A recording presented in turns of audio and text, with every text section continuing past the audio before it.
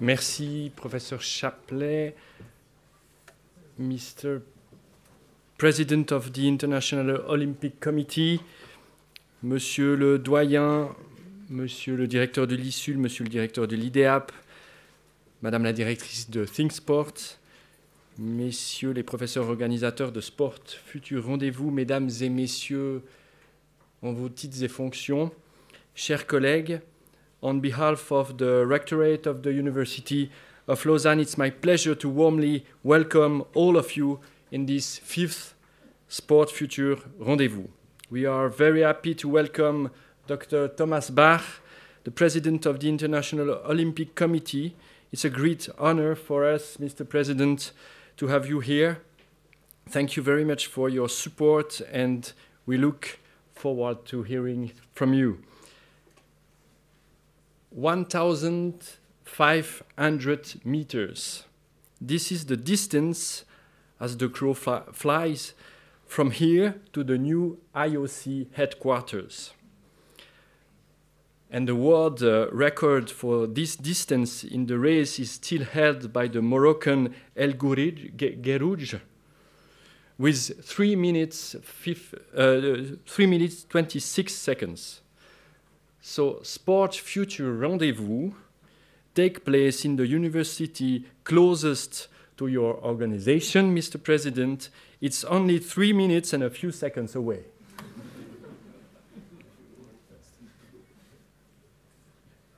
It was my name. The University of Lausanne is a large community. You have here some numbers on the screen. This is a university where sport has a very special place, and I will try to show you that with some examples. Among UNIL's 5,000 employees, there are about 600 professors, and among them, we have 14 at the Institute of Sport Sciences. And in this unit, there is about 50 employees who supervise about 600 students from bachelor to doctorate in the various fields of sports sciences. The UNIL Rectorate has decided to support, in particular, this institute. This institute belongs to both our Faculty of Social and Political Sciences and our Faculty of Biology and Medicine. This proves that we consider sport from both a social and a life sciences perspective. University teaching is a training that is at the limit of the knowledge. This is why our teams develop an intense research activity that students are confronted with. The phenomenon of sport cannot only be approached through the sciences of sport and movement, but also from many other scientific disciplines found in all our 7 faculties of the university. To meet this challenge, the Rectorate of the University of Lausanne has decided to launch the Interdisciplinary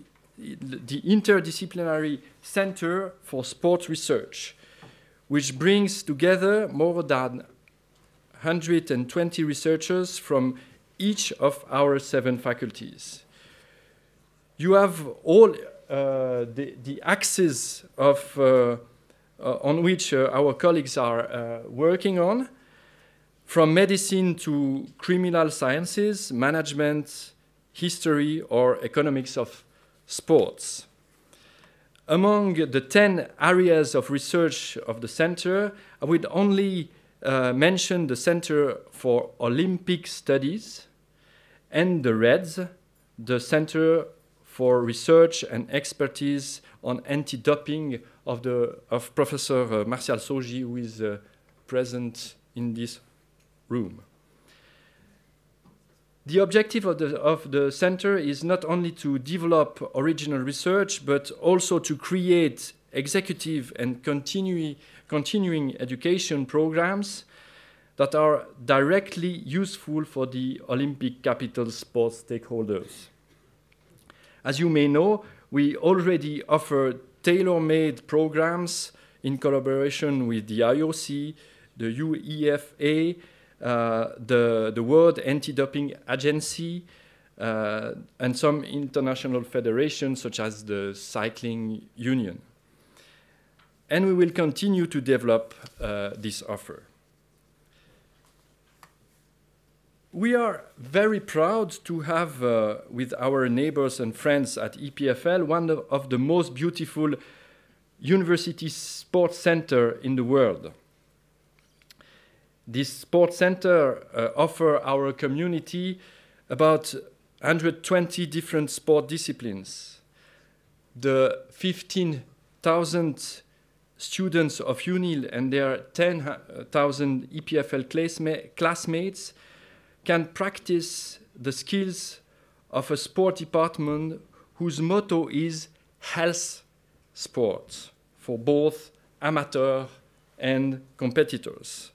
As a university sports center, it helps to strengthen the link between research, teaching, and sport activities. And elite athletes are a priority for us. Of course, we support the famous Lausanne Université club, whose volleyball branch is once again the Swiss champion this year. But we also support individual careers. 5 years ago, the University of Lausanne set up a special support program for elite athletes, and today 66 students are enrolled in one of these programs in 6 of our 7 faculties. Among them, let's just mention Algia De Ponte, finalist at the European Indoor Athletics Championships, who in parallel with his remarkable sporting career is successfully pursuing his Bachelor of Arts degree. In a few months, the university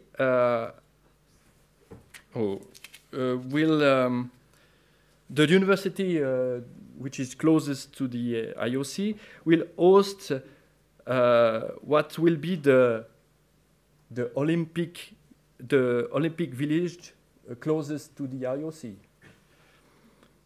The hosting of the Lausanne 2020 YOG on the UNIL campus is an incredible opportunity for us.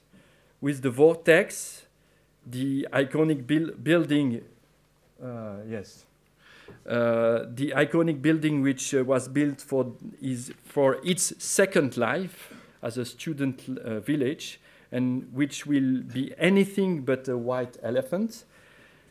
In the Amphimax, the organizing committee will host the welcome session, and at the Unitech, over there, the banana,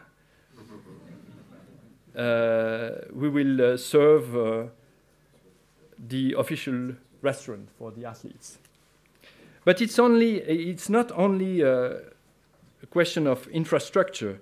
The contribution of the university and its partners, the SUV, the EPFL, the HESSO, and INSEP, to the educational program of the YOG 2020 is a key element of the event. Under the leadership of Olivier Mouter and Stéphane Meder, a co-construction has been established between the University of Lausanne and the IOC for the 2018 YOG in Buenos Aires. And following the success of this operation, we are now working on the Lausanne 2020 and probably to the YOG 2022 in Dakar. As you can see, UNIL is very close to sport and the Olympic movement, but it also knows how to maintain its critical distance when, for example, it sets up a series of conferences on sport in the coming months, whether in the history of sport, on the links between the brain and performance, or with the Youth and Winter Sports Congress, which will take place on 7 and 8 January 2020 in Amphimax, just before the opening of the YOG.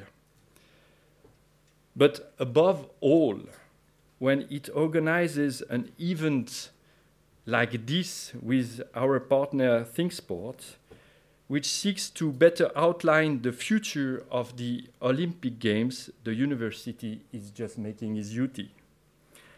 I would particularly like to thank Professor Jean-Loup Chaplet and Professor Emmanuel Bale for these wonderful initiatives and for their unwavering commitment to UNIL and sports. And now, Mr. President, dear Thomas Bach, the floor is yours. Thank you.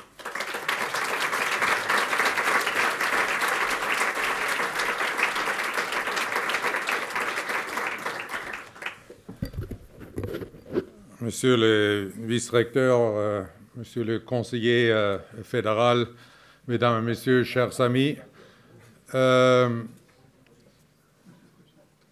permettez-vous de suivre une tradition sud-africaine que j'adore, de conclure mes adresses ici et de dire all protocol observed. Actually, I have a very elaborated speech here, which is obsolete now because I wanted to start by praising UNIL and what you are doing in sport and sport science. But since you have done it yourself already, no need to repeat it, and just to confirm that everything you said was true. Because actually UNIL and Lausanne is the best place to discuss about the future of the Olympic Games for different reasons. First of all, it's a university, and 125 years ago, exactly 125 years ago, the IOC has been founded in a university in the Sorbonne in Paris. And it has been founded by a great educator, by Pierre de Coubertin. Secondly, the IOC moved in 1915 here to Lausanne, and since then is established here in the Olympic capital, close to UNIL. And because it's these 1,500 meters, I'm happy to tell you that this was exactly the reason why we invited Hicham El Garouche to assist to the opening of the new Olympic headquarters in 2 weeks' time, so we can test whether he will still be able to do the 1,500 in 3:20 roundabout. I guess he will not, but I can promise you he's still in a very good shape. So this proximity means something because it facilitates a close relationship by maintaining, as you said, a critical distance. This is also true for us. A critical distance, and distance is never a one-way street. It's always a two-way street.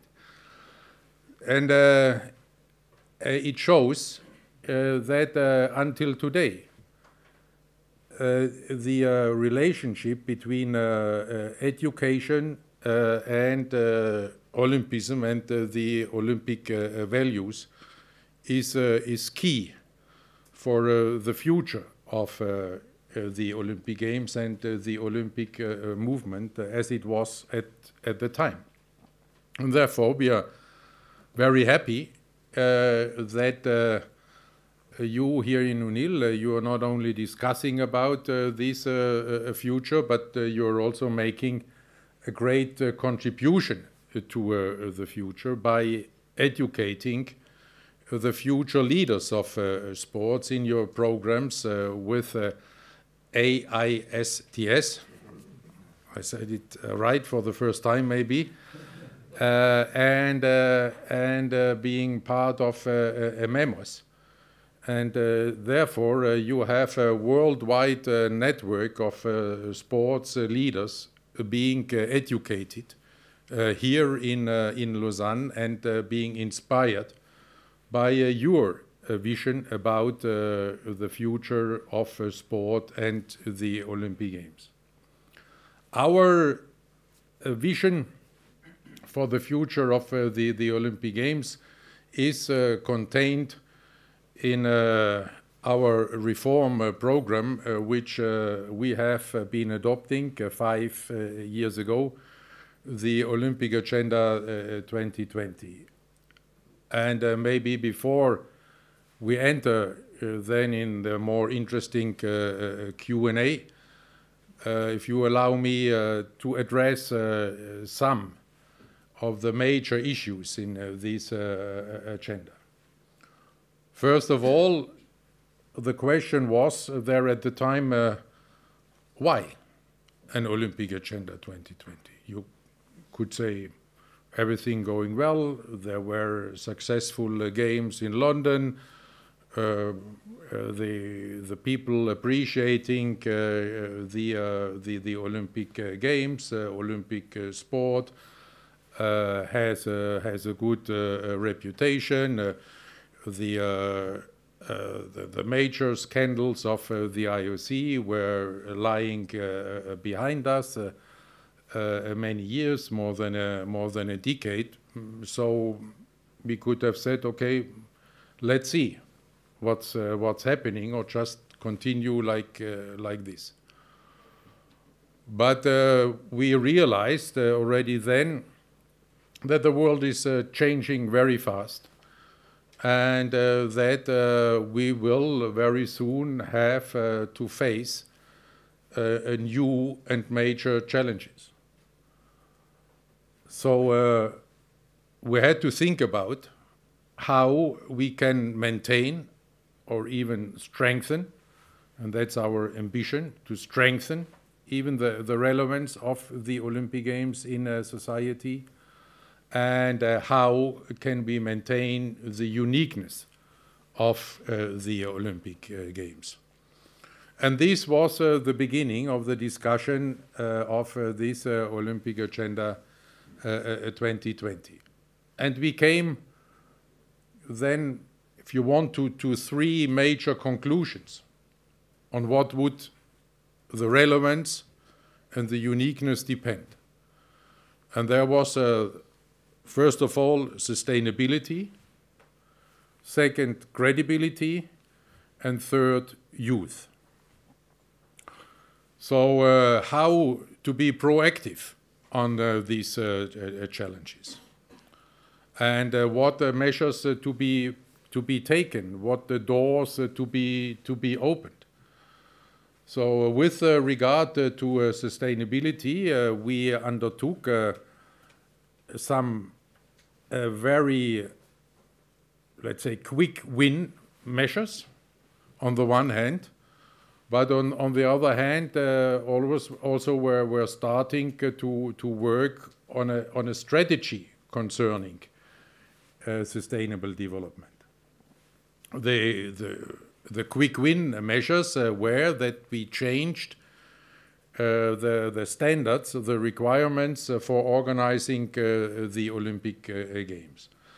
We allowed then, or we were stressing, let's say, first of all, that what is very important that we want to see the use of existing facilities, and that we want to make this use of existing facilities an advantage for a candidate and not a disadvantage for a candidate where, as in the past, we would have said we need more development of sport, we need more infrastructure, it has to be landmark buildings.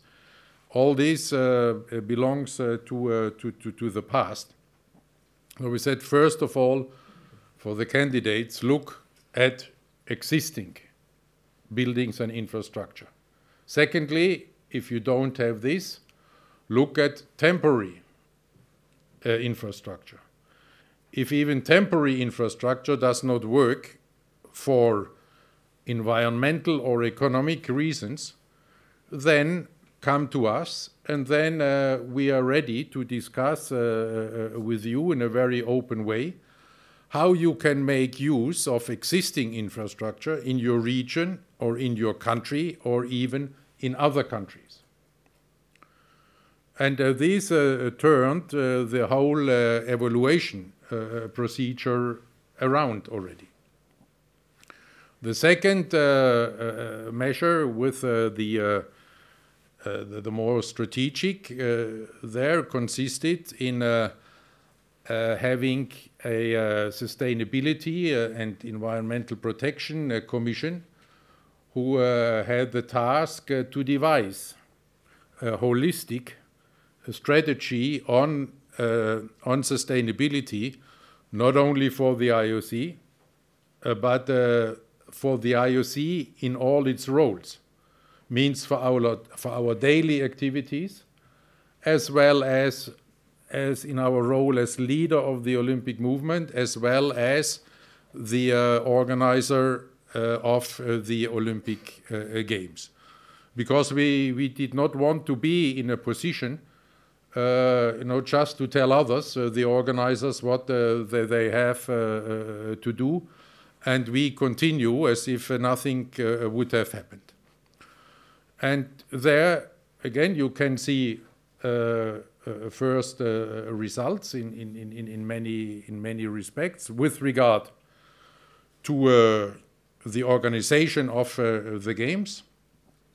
The next two Olympic cities, which have been elected after Olympic agenda has been approved, Paris and Los Angeles, they provide an existing infrastructure of more than 90%. And Los Angeles, in fact, is 100% even, because there the Olympic Village will be on the campuses of UCLA. And with regard to our own engagement, 1,500 meters from here, you can see it. The IOC headquarters, in which we were investing for two reasons: for sustainability and for efficiency reasons. And you will see that this building is up to the highest national and international sustainability standards, and we are very happy to have not only been talking there about sustainability, but that we put our money where our mouth is. We invested there heavily in sustainability and also in the local economy there at the same time. Now I could give you many more examples about our many actions with regard to sustainability. The many cooperations we have from UNEP over the C40 for the Clean Seas program, and so on and so on. All this is a result of this strategy, and all this is a direct result of Olympic Agenda 2020. Second pillar, credibility. And credibility means two things, which we feel cannot be separated. It's the credibility of the sports competitions, and it's the credibility of the sports organizations. And one has an impact on another. More short-term or long-term. This depends very much on the sport. One sport can stand challenges to the integrity of a sports competition longer than another. But in the end, there will be an effect. And it's also the other way around. If the sports organization has no credibility, sooner or later, the competitions being organized by these sports organizations will also be affected. So we had to act on both fields. With regard to the sports competitions, there, this was one, no, it was not one, it was the first decision with financial effect I took after having been elected IOC president, was to allocate $20 million to protect the clean athletes. And I do expressively say, or not say, the fight against doping or the fight against manipulation. It's about protecting the clean athletes. Because this is the ultimate goal. Catching the cheats is only a means to achieve this goal, to protect the clean athletes, because they need to trust the system. They need to have the confidence that everything is being done to ensure a fair competition. So there we were investing this 20 million in a better research for anti-doping on the one hand, and in measures and actions with regard to manipulation of sports competitions by betting and related corruption. We had then later, one year later, we took the initiative of making the anti-doping system independent from the IOC and from sports organizations. There, we wanted to set and to lead by example. So by giving the testing programs to ITA, then finally, and giving the sanctioning system to CAS on the other hand, so that nobody can in any way allege that we would have no interest of finding out, of catching the cheats and sanctioning the cheats. With regard to sports organizations, we changed our governance model.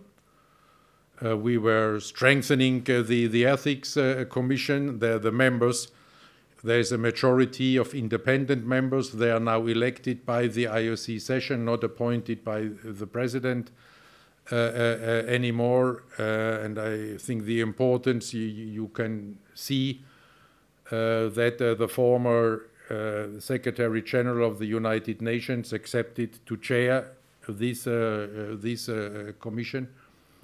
We started to publish an annual report where you can see from every single dollar, Swiss franc, or euro, where our money is coming from, where and how we generate it, and where it goes, where you can see the daily allowances for the members, for the IOC president, for everybody.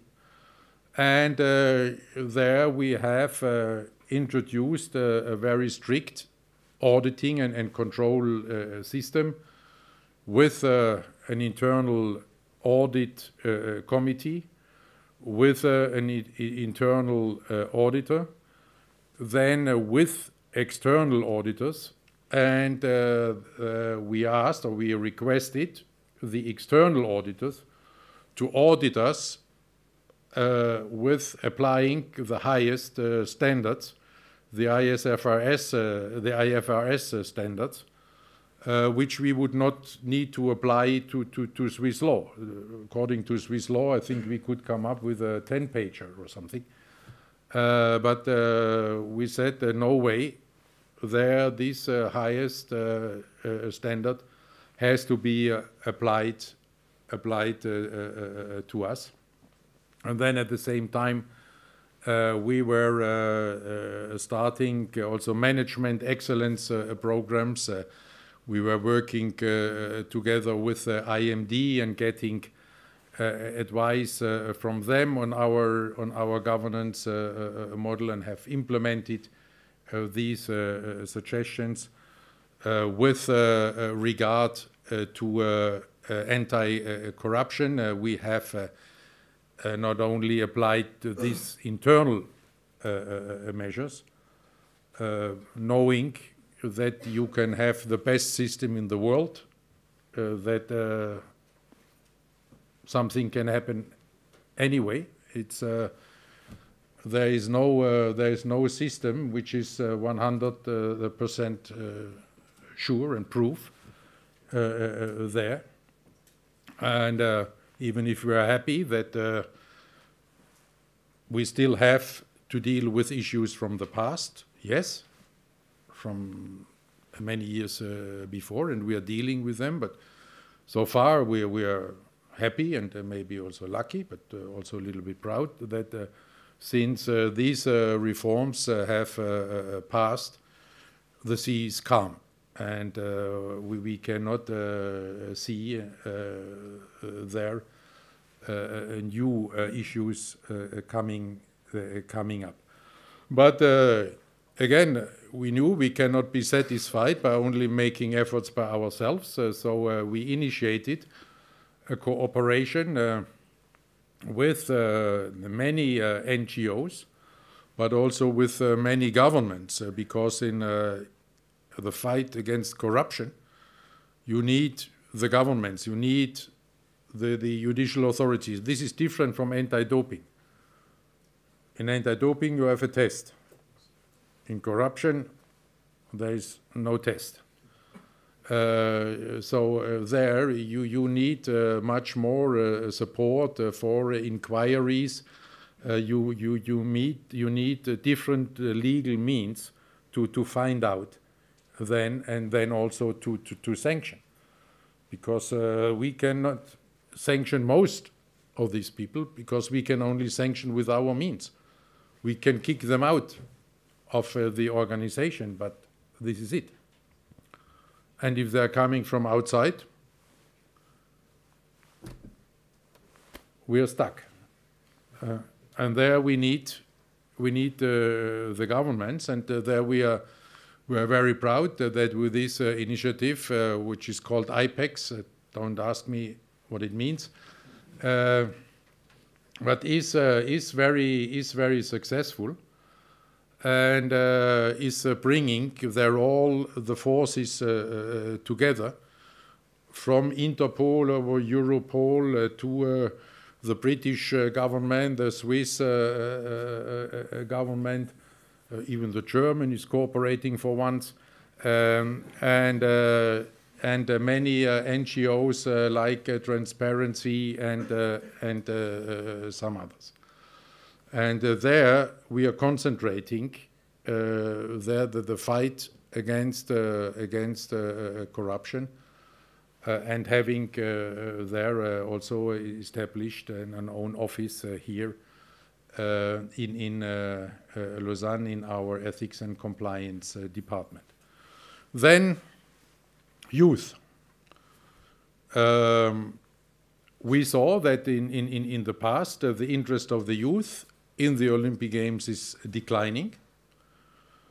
There were two factors. One was that we were not enough present in the digital world. And our TV partners were those broadcasters where the average age of the spectator is the highest. The other reason was that today the kids, they do not come into touch with sport anymore in a normal way. In my being the oldest in the room, I can say this. In my generation, you could not escape from sport. At one moment in time, you were confronted with sport. You may have liked it or not, but you were confronted with sports. By your parents, by your friends, by school, by excursions, wherever. But at one moment in time, you had to make a decision. You were confronted with sports. And this is not the case anymore.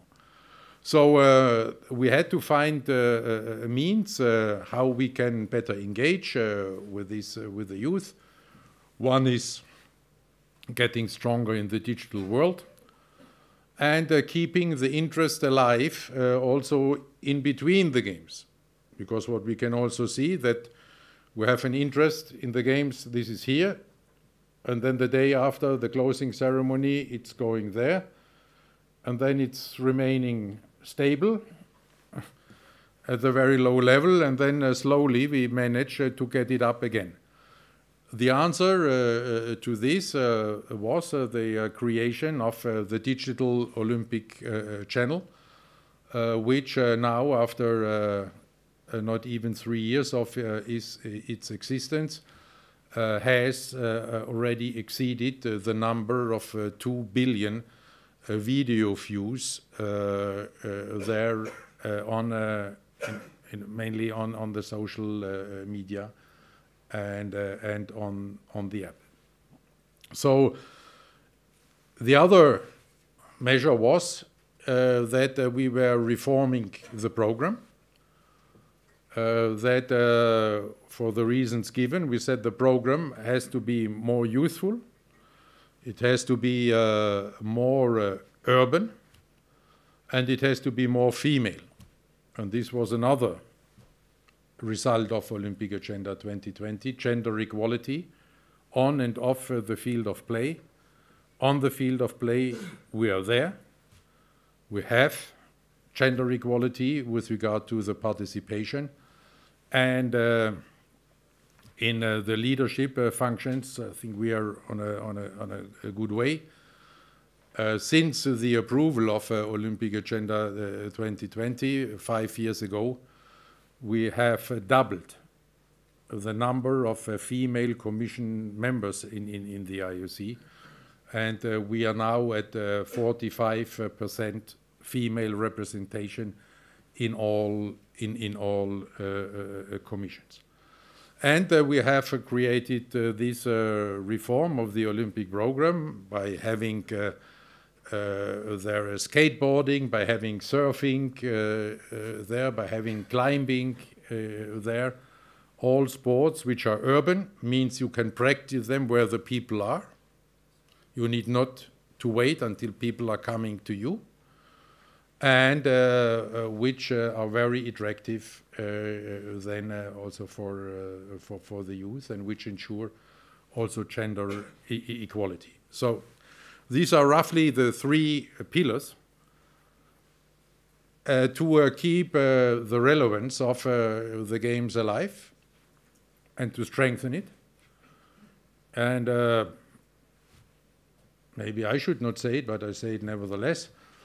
It will not come as a surprise to you that we have really strengthened the relevance of the games. If you see, on the one hand, that half of the world's population is following the Olympic Games, and if you see, on the other hand, the impact the Olympic Winter Games Pyeongchang 2018 had in the world, you get maybe 2 hints of the reasons why I dare to say this. For the future, we have to realize that we are against the zeitgeist at this moment. You have a zeitgeist which is changing from a healthy patriotism, which we appreciate very much in sport, to a nationalism, which we do not want to see in sport.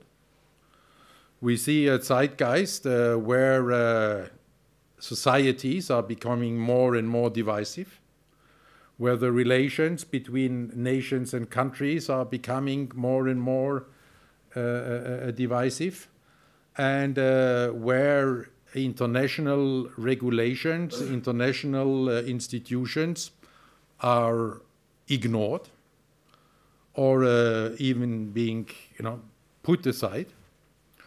And this is the contrary of what we want, the contrary of our mission.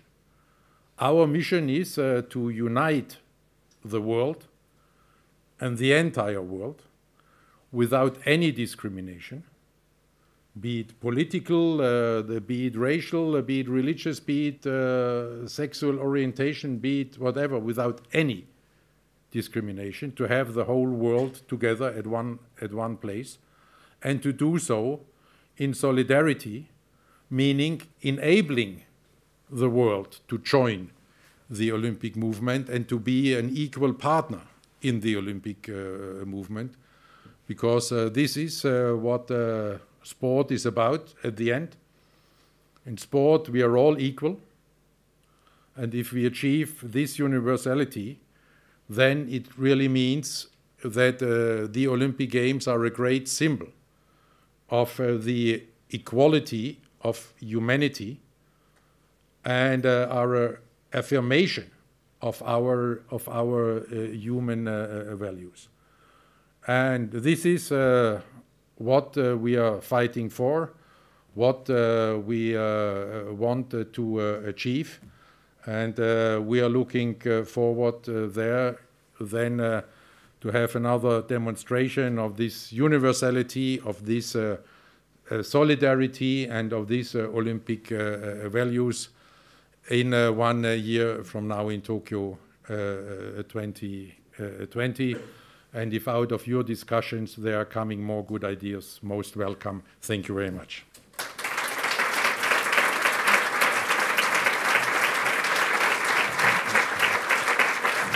Thank you so much, Mr. President. Now time for question.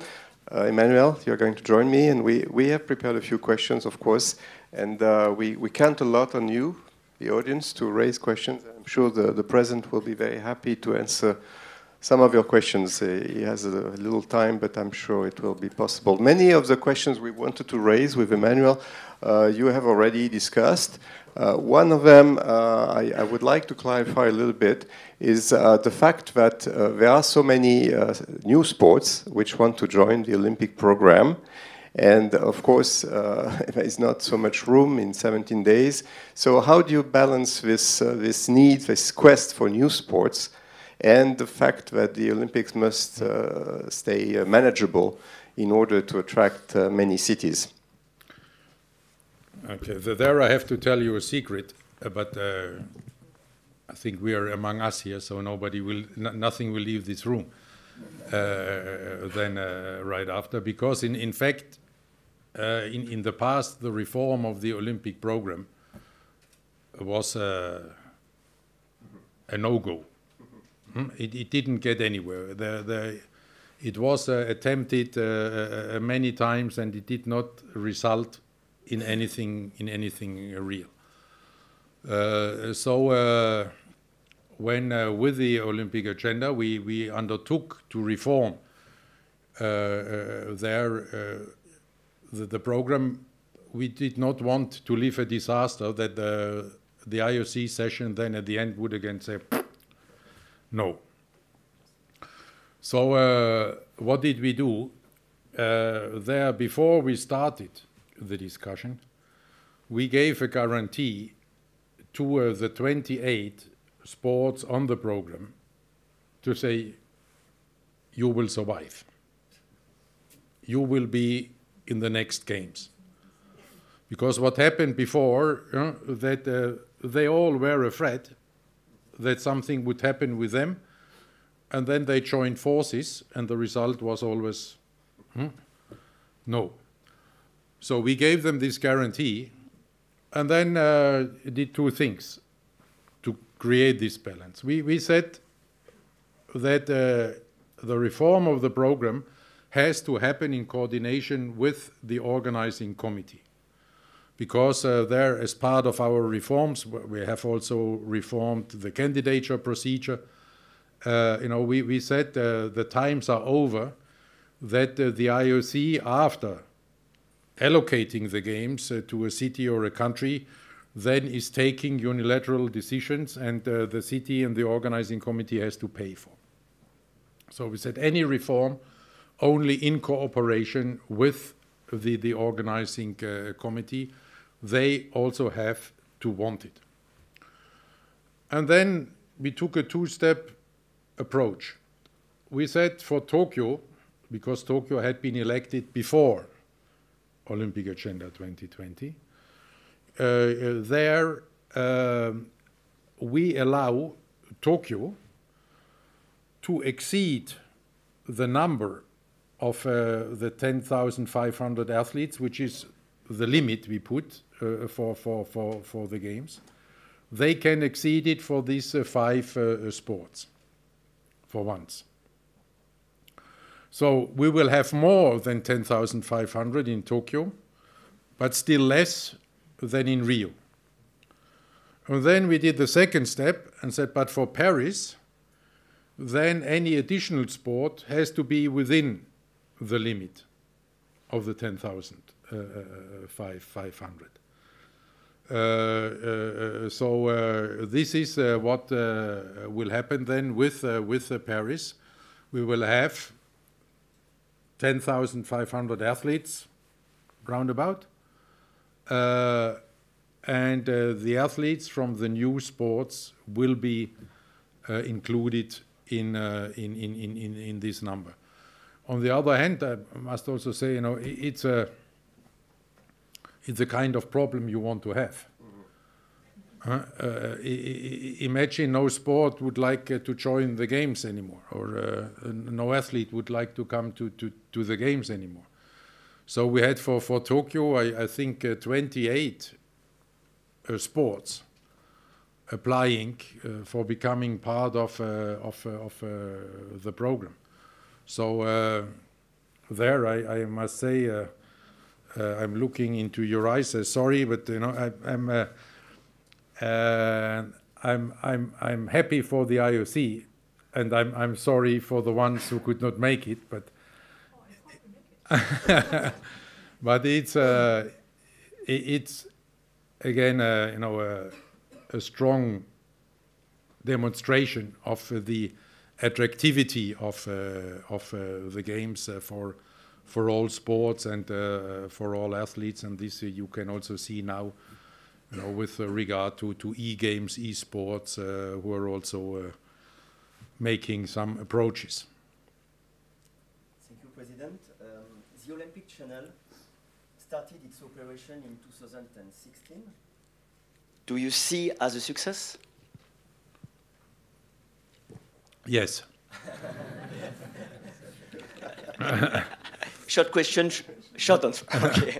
I think I gave you one number before, and this is the more than 2 billion video views there across the social media, and I'm not an expert on this field. As you can see, I'm not a digital native. But everybody that tells me that this is really a great number and a great success. And do you think that the Olympic Channel could bring some new revenues for the Olympic movement and for the IOC in particular?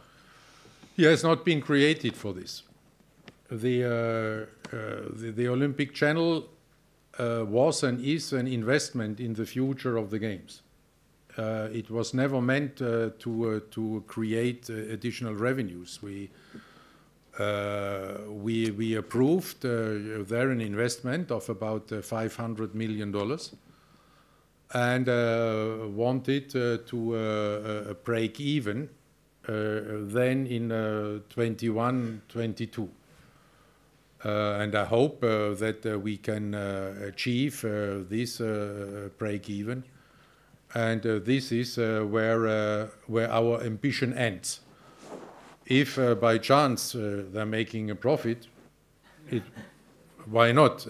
It will be, but for the overall revenue generation of the IOC, this would just be a windfall profit, which we would happily accept, but we are not looking for this.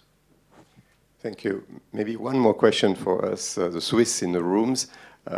We had two bids for 2026, that is St. Maurice and Sion, and none of them continued, as you know.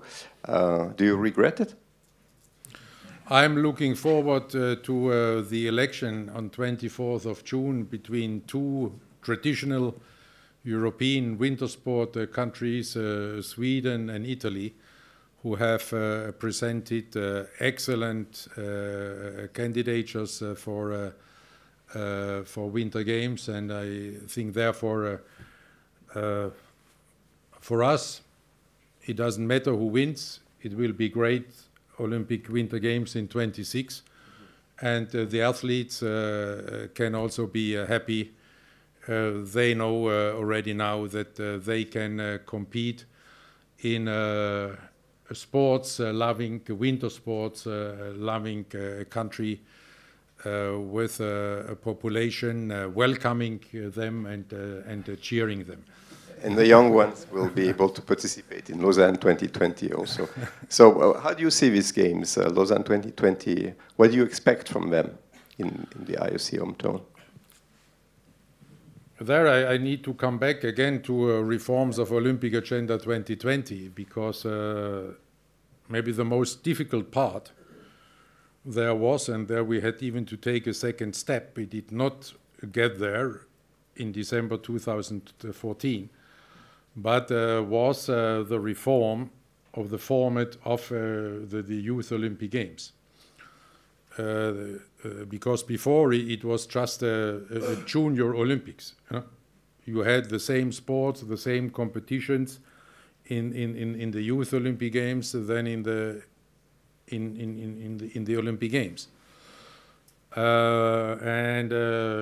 This we thought was not the right approach, because there you would only address the youngsters who are already in the system, who are already participating in world championships, in European championships, in leagues, whatever. But the youth games are meant to go beyond them. And to have an appeal also on the ones who are not practicing sports or not even fans of sport, but to try to get them familiar with sport. So we saw there the great success of this new approach in the recent Youth Olympic Games in Buenos Aires. Just a couple of months ago, where you could see what this means, again, to go with the sport where the people are, to invite the people to not only to watch, but to practice, to get to be made familiar with sports, not only to invite the usual male public, but to have families being there, and so on and so on. So what we expect there from Lausanne 2020 is nothing less. That Lausanne 2020 will present a new Winter Youth Olympic Games, Winter Youth Olympic Games of a new era, as Buenos Aires presented Youth Olympic Games of a new era. Should I put the bar still a little bit higher, Monsieur Lebas, or is it enough? No pressure at all. Huh? But we are confident, I should say this, that this can be achieved because we see many initiatives there also in the education program and in the whole environment, and the UNIL is also participating. So thank you also for this effort. And then as a small gift, you get afterwards the Vortex. So maybe also a reason to be happy for you. A last question from us, President, maybe more tricky. Do you believe athletes should receive a part of the Olympic revenue from the Olympic Games? They receive.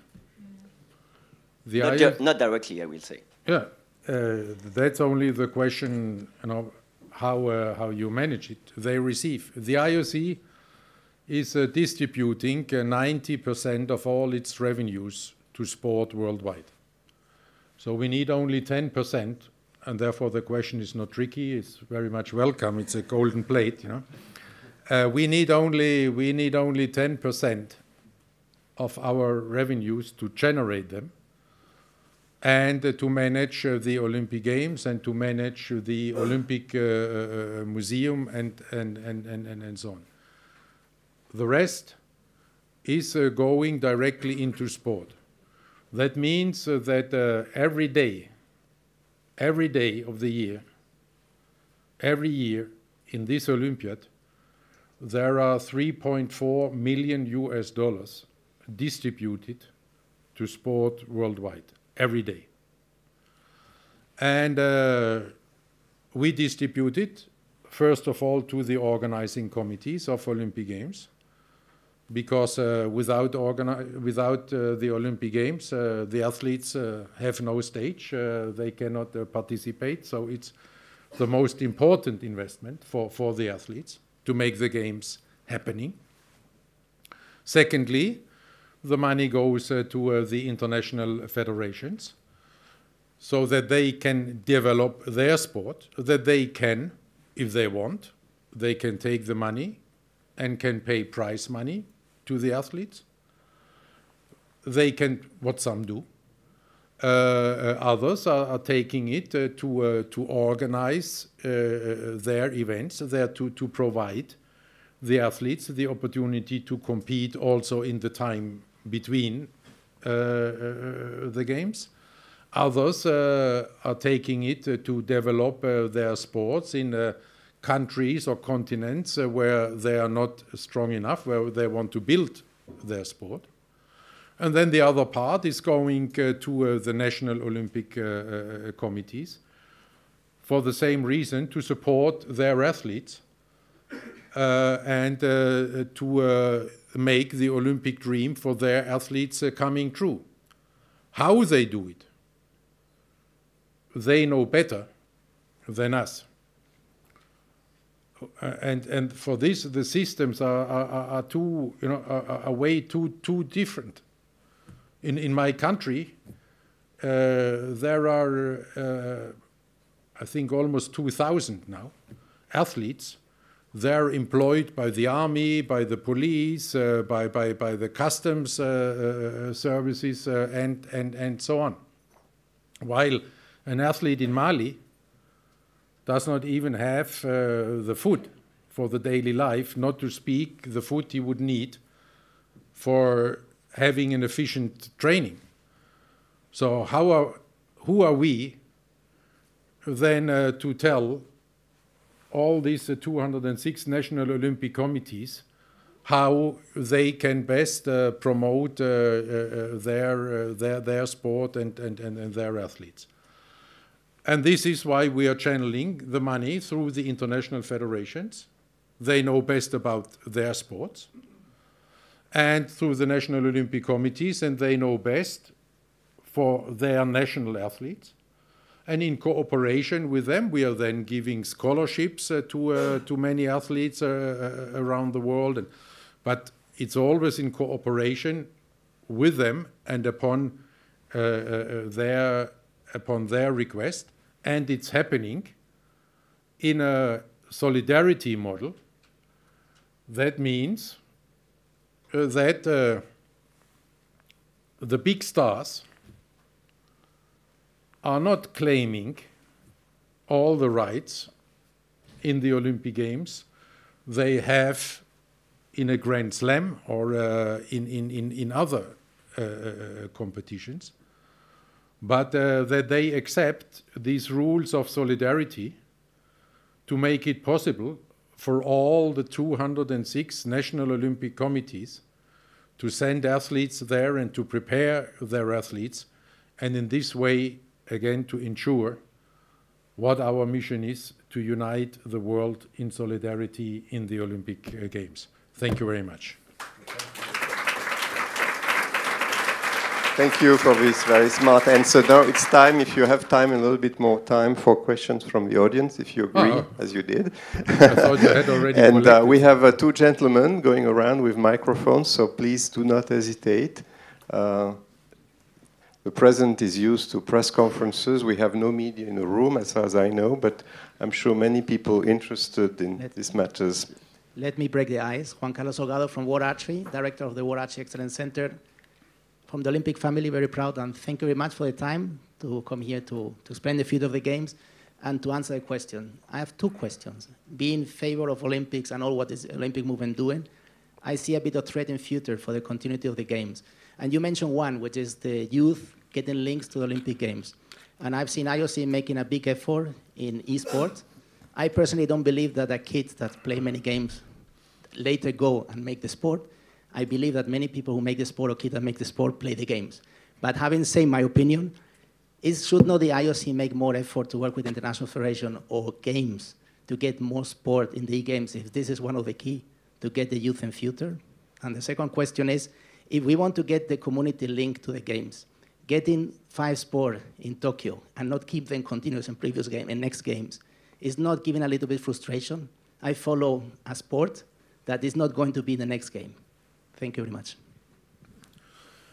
With regard to e-games slash sports, as I like to say, we have the following challenges and the following position. First of all, we had to answer the question whether playing e-games is sport. And this is already a challenge, because this is something for a university then at the end to give a definition of sport. But what we could see there is that at least the professional gamers, they have a physical activity. If you think physical activity is part of the definition of sport. For me personally it is, but there is dispute. If you look at these gamers, then they have a physical activity which you can absolutely compare with a physical activity of some more traditional sports. But this applies only to these professional gamers. This does not necessarily apply to the guy who is sitting at home with the popcorn and the beer and is playing around a little bit. If you accept this, if you don't accept this, game over. If you accept this, then you have some challenges. First of all, what I think is easy to answer is the values question.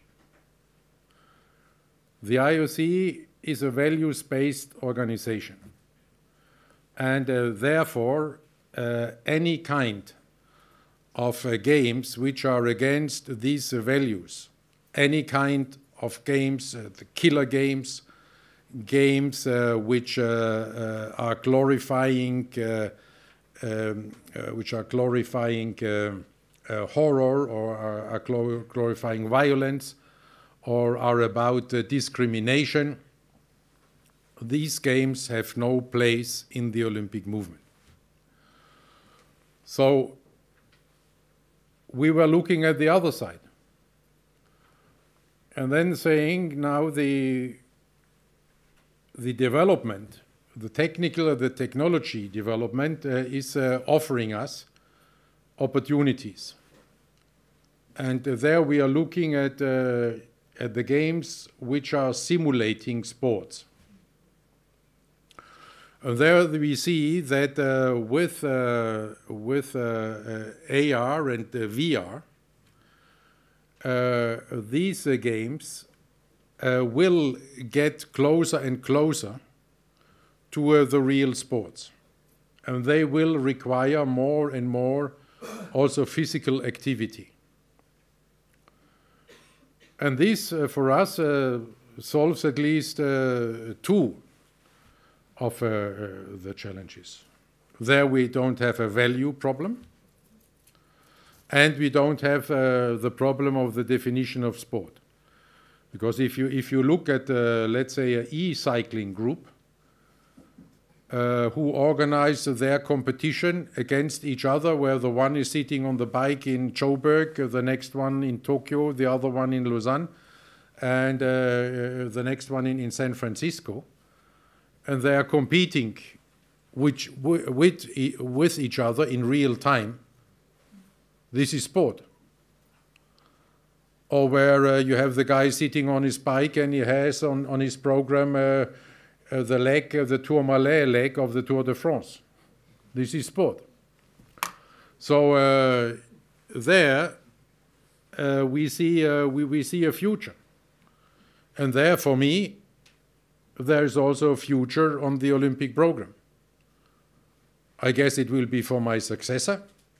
It will not happen there neither for Tokyo nor for Paris. But right after, if this development continues with such a speed, I then can see new disciplines and new approaches there in our relationship with these games or sports. And then we'll also have to see, and then the international federations will have to play an important role, because now the organizers of e-games, e-sports, they're an industry. And they don't care about our values. We had them here in Lausanne, in the museum for a weekend, and have been discussing all this. Their values, what is this? Okay, they're entrepreneurs. But this you have to understand, there are an industry. So for them, their purpose is to make money with these games and with these sports. Our purpose, our mission is a different one. So this is why I'm encouraging there the international federations that they really be at the forefront of this development in their sports, that they are taking control there, that they are setting the rules, that they are the regulators, so that then we can come easier together, rather than having to get together with an industry which is not familiar with the Olympic values. Second point, yes. This is life. We had the other question before with the Olympic program. We cannot grow and grow and grow and grow.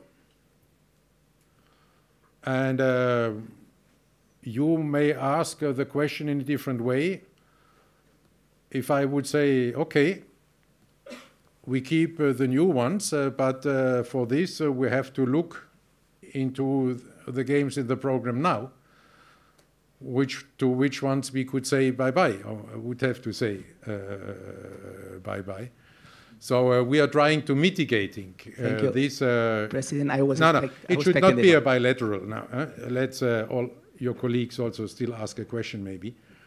We are trying to mitigate this by offering them opportunities in Youth Olympic Games and with other measures, but we cannot give a guarantee.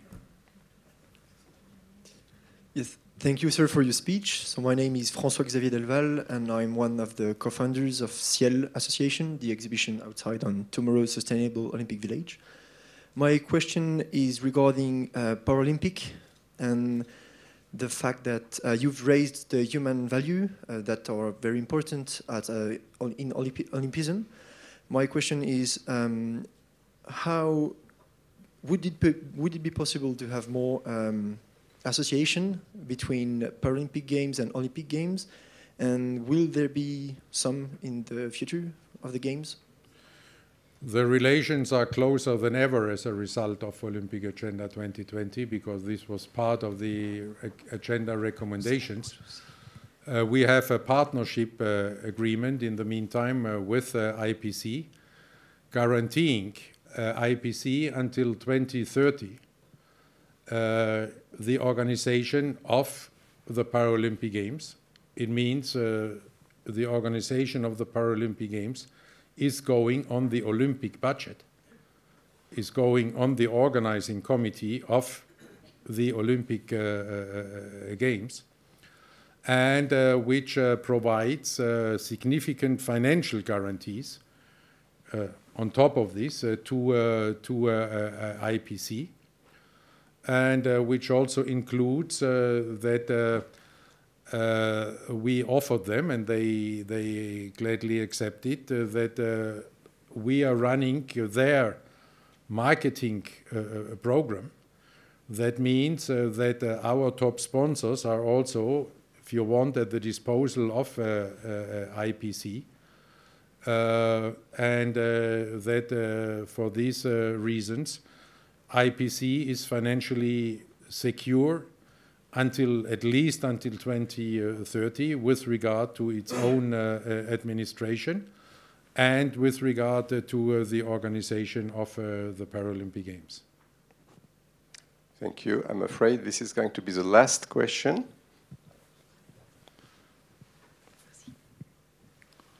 Greta Sanudo, Ramplaner at Zurich. I have developed over 10 years research works on the Project Olympic Games. Could you speak a little bit louder, or the microphone closer maybe? Don't eat it, but... I've developed over 10 years research works on the Project Olympic Games impacts in matters of policy that also respects the sustainable urban development, and I wish to bring my expertise. Since Agenda 21 in 1992, its paradigm as well techniques progress are recognized as a key factor for the emergence of sustainable urban development and innovation policy in territory in terms of a concrete synthesis. This is to say, as a development of a venue with economic growth, with the activation of sports and culture, with environmental management. And I think such an interface to obtain managing in terms of to obtain delivery can be formed. What do you believe? What? What do you believe? Yes. What do you believe? Thank you. So, and now this would take another hour, an hour. This is why I said yes. If you want to have more explanation, it needs some time. Therefore, I would like to encourage you, because it's exactly in the line of Agenda 2020 and our sustainability strategy. there if you're interested there to make a contribution for a closer cooperation. I don't see maintenant Marie Salois, elle n'est plus là? She left. She was there, but she left. Ah, but why don't you give me your business card right after, and then we get in touch with you and see how we can make it working. Is that okay? Okay, very good. Thank you very much, Mr. President.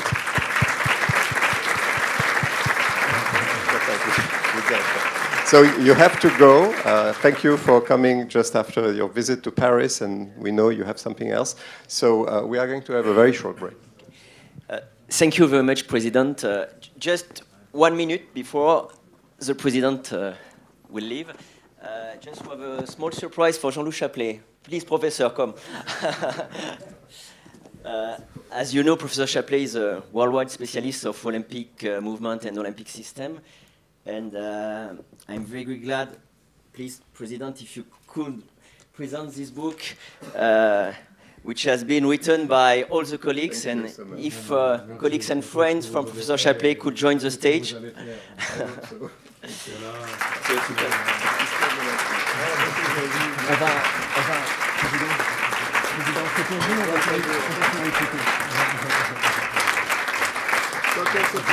So, thank you to all the colleagues, and please, President and Professor Chaplet, if you can come for the photo.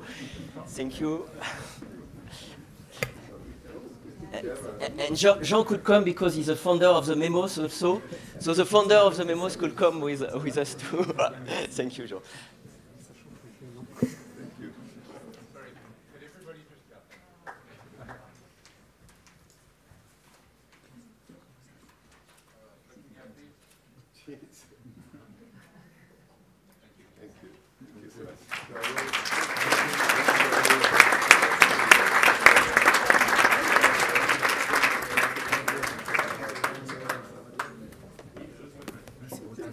Okay. Merci. Merci, c'est gentil. Merci. Okay, au revoir. Bye bye.